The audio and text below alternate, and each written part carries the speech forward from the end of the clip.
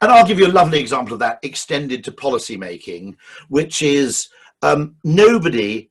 One of the things that worries me is if you make a decision that appears economically rational, because economics is considered, therefore, once you've got something that seems reasonable and rational, it's assumed to be the single right answer, and therefore no further inquiry is required. Okay, so let's take another example. Okay, after my fish restaurant experiment, 5p, a charge for a 5p for a bag had an extraordinary effect on consumer behavior. And the economic explanation of that would be people are so eager to avoid spending 5p on a bag that they immediately go, no, I don't want the bag, please. Well, you know, now I'm sure the price had an effect. What I would question is whether if you double that to 10p or 15p, the effect will continue. Because a large part of that effect is, I think, driven by changing the choice architecture or the context in which the choice is made. What happened traditionally before you charged for bags is the member of staff put your stuff in a bag by default because it would be rude not to. They handed you the thing in a bag, at which point it would have been extremely rude to refuse. You know, it would have been a very strange social act to go, take back your stinking bag. I just want the three packets of paracetamol and the, and the corn plasters.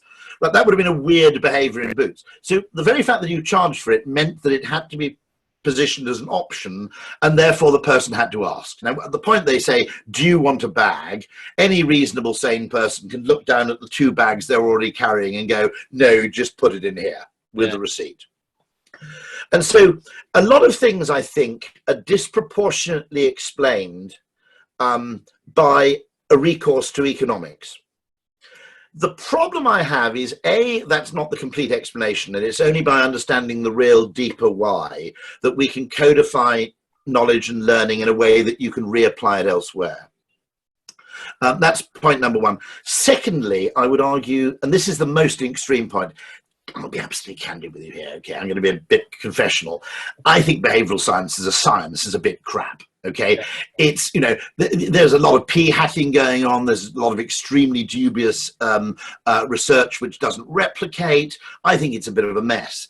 But there's one thing it does do, which I think is of enduring value, which is, as a field of inquiry, once you open up the possibility for psychological solutions rather than instrumental or economic ones, it massively increases the possible solution set for any problem. And the second thing it does is it rings warning bells for certain policy decisions which no economist would spot. So just to give another example of a policy intervention, I have a major rant about the fact that they increased the ISA allowance, or whatever it's called now, from £3,000 a year to 20. Okay.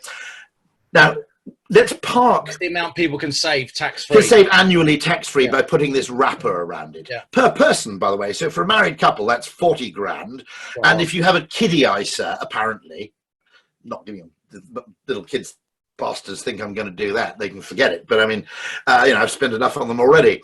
Tough love, Rory, tough love.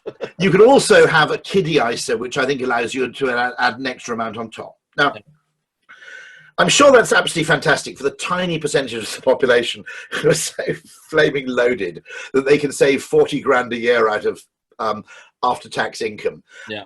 I don't think those people are really in need of significant government help or incentives to save. In fact, they probably have enough trouble as it is spending the money they've got, okay?